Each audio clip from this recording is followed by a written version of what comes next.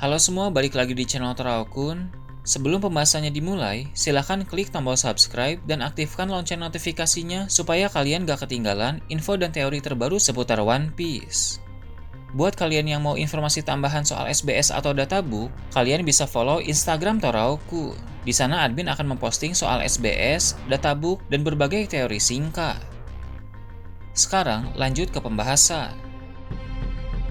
Sepanjang cerita berjalan, telah banyak organisasi yang sudah kita ketahui, mulai dari organisasi politik, organisasi kriminal, dan para kelompok bajak laut. Namun, sepertinya ada satu organisasi yang masih menjadi misteri. Organisasi itu sangat rahasia, tapi juga sangat kuat karena berisi orang-orang hebat. Organisasi itu memiliki tujuan yang besar yang akan membawa cerita menuju perang akhir. Dalam video kali ini, channel Teraokun akan membahas tentang organisasi rahasia milik Dragon selain pasukan revolusi. Di dunia One Piece, ada suatu organisasi rahasia yang bisa dibilang sangat berbahaya, walau sampai saat ini, sepertinya pemerintah dunia masih belum mengetahui keberadaan dari organisasi tersebut.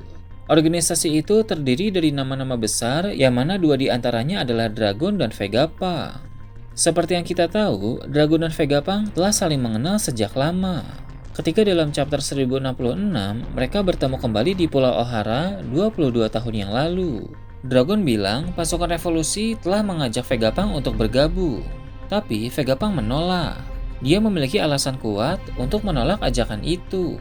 Pasukan revolusi pada saat itu hanyalah pasukan miskin di mata Vegapunk. Sebagai seorang ilmuwan jenius, pengetahuan dan keahlian Vegapunk akan sia-sia jika tidak ada dana yang besar. Maka dari itu, Vegapunk lebih memilih bekerja untuk pemerintah dunia dan angkatan laut.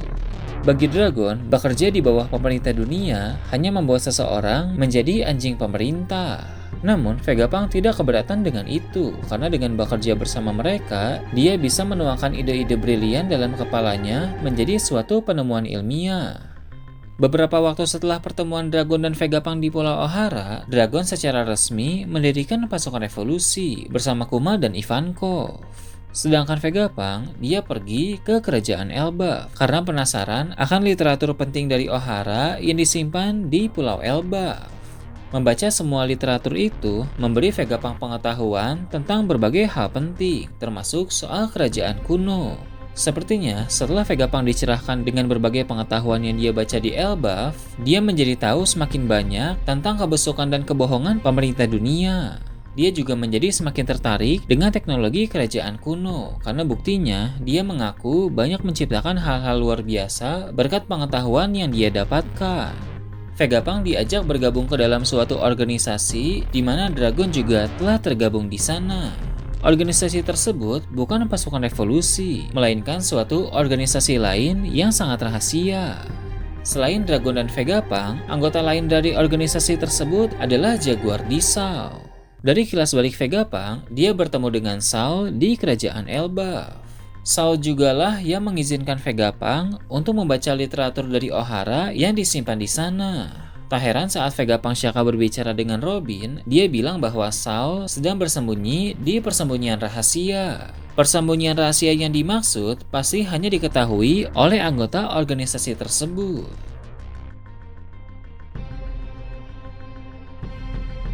Selain mereka bertiga, anggota lain dari organisasi misterius itu adalah Kuzan. Sebagai seorang teman, di Pulau Ohara Kuzan tidak membunuh Sao, melainkan hanya membuat Sao beku dengan teknik Ice Time Capsule. Alasan Kuzan memakai teknik itu karena Ice Time Capsule sepertinya memang bukan jurus untuk membunuh, melainkan menyimpan suatu objek di dalam es selama beberapa waktu. Kuzan yakin bahwa api-api di Pulau Ohara akan mencairkan es itu, walau Sao harus menderita banyak luka bakar. Ketika Sao tahu ternyata Kuzan tidak menghabisinya, maka suatu ketika Sao mencari kesempatan untuk bertemu dengan Kuzan dan mengajaknya bergabung ke dalam organisasi itu. Sekarang ini, diketahui bahwa Kuzan merupakan bagian dari bajak laut Kurohige. Alasan Kuzan melakukan itu bukan karena dia mau tunduk kepada Kurohige. Bukan juga karena dia mata-mata angkatan laut seperti pasukan Sword, melainkan Kuzan menjadi mata-mata untuk organisasi rahasia itu, karena organisasi menganggap bahwa Kurohige sangat berbahaya dan bisa menjadi masalah besar. Para anggota memang memiliki tujuan masing-masing yang berbeda satu sama lain. Tapi tujuan utama dari organisasi itu berkaitan dengan tujuan pribadi mereka. Dragon ingin memerangi pemerintah dunia dan menggulingkan Tenryubito. Itu berkaitan dengan tujuan utama organisasi, karena untuk mengungkap kebenaran sejarah dan mengubah dunia, memang pemerintah dunia harus diperangi dan para Tenryubito harus dijatuhkan. Vegapunk bertujuan untuk membangkitkan kembali atau menciptakan ulang teknologi-teknologi kerajaan kuno. Hal tersebut juga berkaitan dengan mengungkapkan kebenaran sejarah dan mengubah dunia, karena Vegapunk akan jujur bahwa teknologi-teknologi yang dia ciptakan adalah teknologi dari masa lalu. Dengan kemunculan teknologi-teknologi itu, maka dunia yang sekarang ini pun pasti akan berubah seiring berjalannya waktu. Anggota-anggota lain dalam organisasi itu juga mungkin memiliki tujuan masing-masing. Tapi tujuan pribadi mereka tetap tidak melenceng dari jalur tujuan utama.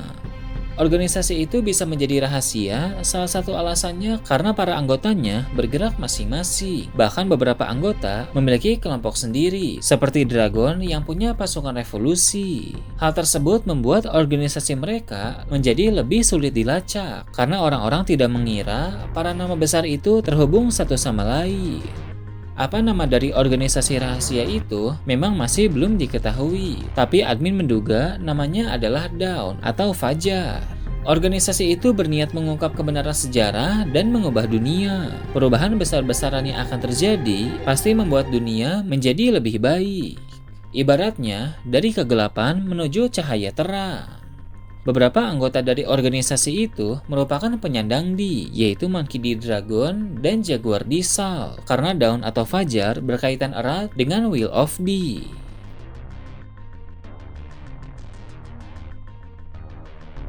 Untuk saat ini, pemimpin dari organisasi itu masih belum ada, sebab para anggota organisasi masih menantikan kemunculan dari sang pemimpin.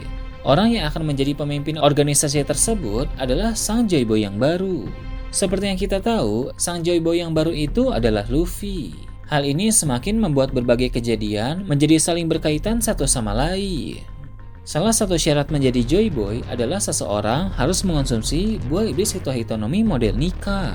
Sebab ketika jantung Luffy mengeluarkan suara drum saat buah iblis itu awakening, Zunisha di dekat Wano Kuni mengira bahwa Joyboy ada di sana. Itu berarti Joyboy lama merupakan pengguna buah iblis Hitohitonomi model Nika, dan Joyboy baru haruslah memakan buah itu juga. Mengingat sekarang Luffy telah semakin berkembang, maka waktu bagi Luffy untuk dianggap layak menjadi pemimpin organisasi Dawn telah semakin dekat. Bila waktunya tiba nanti, Luffy pasti akan sangat bingung mengapa tiba-tiba dia malah diangkat menjadi pemimpin organisasi misterius itu. Meski begitu, Luffy tetap akan bergerak dengan bebas. Dia ingin menjadi orang paling bebas di lautan, sehingga tak mungkin Luffy patuh kepada ketentuan organisasi itu. Namun, para anggota organisasi tidak akan keberatan. Mereka akan melakukan hal-hal yang perlu mereka lakukan, dan Luffy bisa melakukan apa saja sesuai keinginan Luffy. Dia akan memimpin perang terbesar melawan pemerintah dunia. Setelah mereka meraih kemenangan, maka kebenaran sejarah akan terungkap dan dunia pun akan berubah.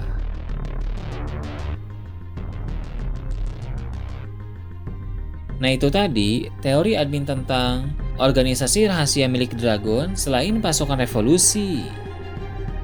Gimana menurut kalian? Silahkan tulis di kolom komentar di bawah.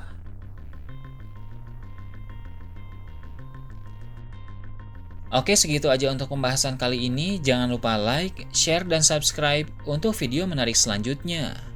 Gue Toraukun, Shambles.